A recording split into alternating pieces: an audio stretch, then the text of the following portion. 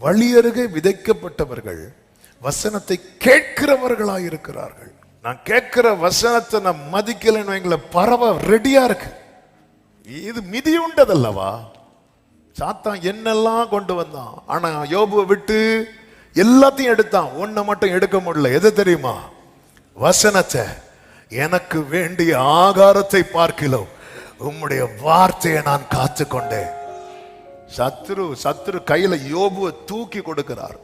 அவன் கையில வச்சு அவன் ஹெல்த்தை எடுத்தான், அவன் வெல்த்தை எடுத்தான். ஆனா அவனுக்குள்ள இருக்கிற வசனத்தை அவனால எடுக்க முடியல.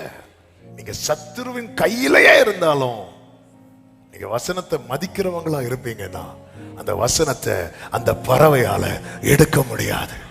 என்னிலிருந்து வசனம் எடுக்கப்படுகிறது என்றால் அந்த வசனத்தை நான் என்ன பண்ணியிருக்கிறேன் தெரியுமா? மதிக்கல. என் வாழ்க்கை வழியருகே நிலமா இருக்குதா? என் வாழ்க்கையில் ஆகாயத்து பறவைகள் வருகிறதா? இன்னைக்கு என் வாழ்க்கையில் வசனம் தங்காத வாழ்க்கையா இருக்கிறதா என் வாழ்க்கை? ஒருவன் ராஜ்யத்தின் வசனத்தை கேட்டும் உணராதிருக்கும் போது அவர் எனக்கு தான் பேசுறாருன்னு இல்லாம கேட்பாங்க. வெரி குட் லிசனர்ஸ், நல்லா கேட்பாங்க. ஆனா அவங்க இது ஆபிரகாமுக்கு சொன்னது, இது ஈசாக்கு, இப்படியே நினைச்சிட்டு இருப்பாங்களே தவிர இது என்னை குறித்து சொன்னது. என் வாழ்க்கையில வசனம் கேட்டு நான் உணராம இருக்கிறேன்னா அதுதான் என்ன அடையாளம் தெரியுமா?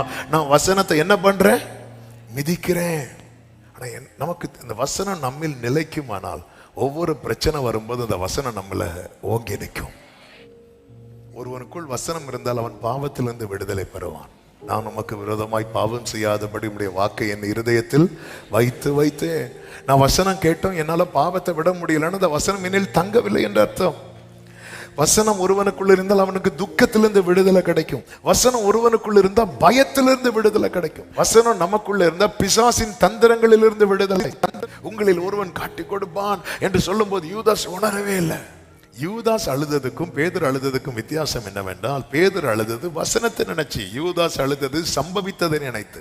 வசனத்தை நினைச்சு ஒருத்தன் அழுறானா அவன் ஜெயிச்சிருவான்னு அர்த்தம், அவன் திரும்ப எழும்பிடுவான்னு நினைத்தோம். அப்ப நம்ம என்ன பண்ணணும்னா, என்னில் இந்த வசனம் தங்குதா? தங்க வைக்க என்ன செய்யணும்? வேதத்தோட கொஞ்ச நேரம் ஸ்பெண்ட் பண்ணுவோம், ஒதுங்கி இருப்போம், வேதமும் நம்மளுமா இருப்போம். உங்க வாழ்க்கையில போராட்டம் வருதுன்னா உங்களை வாழ வைக்கிற வசனம் உங்களுக்குள்ளே விதைக்கப்பட்டு இருக்கிறது என்று அர்த்தம். என் வாழ்க்கையில நான் மிதி உண்டாலும் பரவாயில்லப்பா, உங்களுடைய வசனம் என் வாழ்க்கையில என்னால மிதிப்படக்கூடாது.